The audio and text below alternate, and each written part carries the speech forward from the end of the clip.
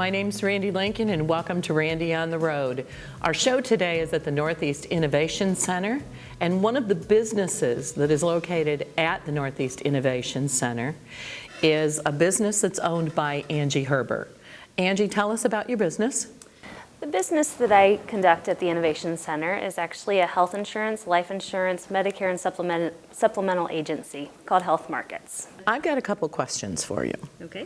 I know that you helped me quite a bit when we talked about medical bills, and I've had a lot of medical bills and issues, and you've been able to help me. And thank you that you've just been able to give me some really good answers. But when you talked about medical bills, you had some great tips for people, like don't just pay your bill, actually go through it. Could you share with me some of the things that you think are most important just for our personal medical care? Right. When it comes to a medical situation, if it hits your household, first and foremost, if you have time, shop around before you go for, let's say, MRIs, for x-rays, for things like that. Get some pricing.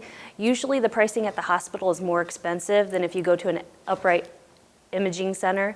So go ahead and give them a call first to see if you could get some cost saving through those facilities, first and foremost.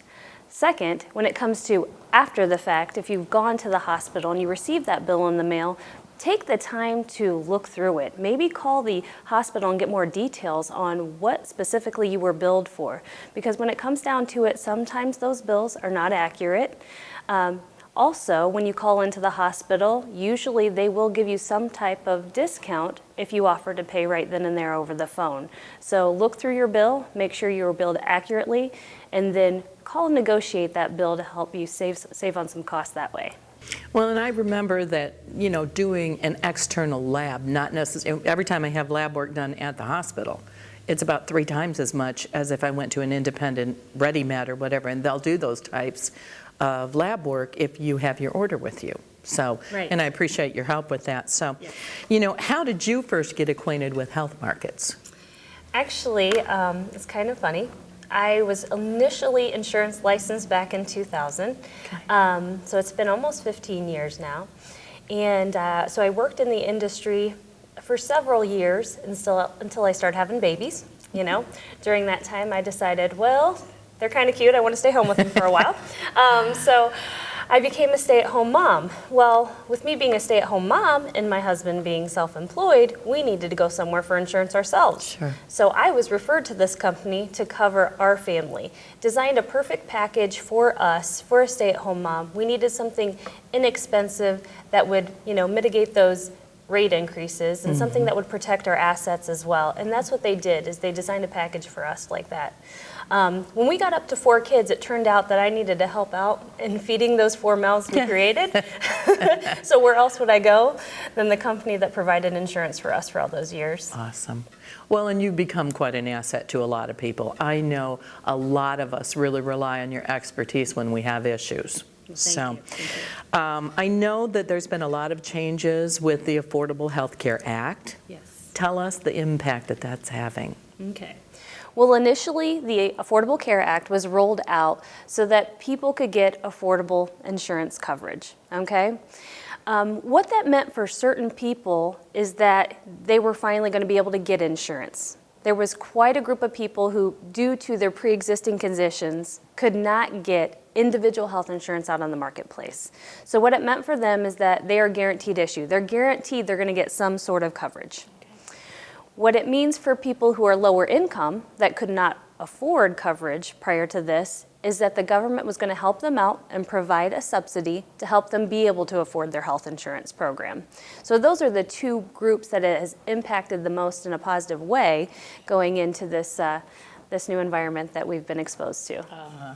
And there's so many questions. Yes. And then more questions on top of that. So now I have insurance, and I have a private insurance, but even though I do, because my husband's retired and we're covered under that insurance, I still went to an insurance agent and said, do I need to worry about anything? And I think it's wise for people to just touch base and make sure that they're covered, because the surprise is not going to be a good surprise. Right. Yeah. Right. So when is, you know, how is this penalty really going to affect people if they do not have coverage? When it comes to the penalty, actually what people will be looking at is they'll look at more than likely 1% of their income that will be turned into a liability at tax time, something that you'll have to pay into the government if you don't have health insurance. So it's either $95 or it's 1% of your income, whichever is greater. Wow. So, you know, I've heard people say, well, I'm just going to opt for that because it's not that big of a deal. But in the meantime, they could have affordable insurance. Right. And the penalty is only going to get greater year after year. Yeah. So.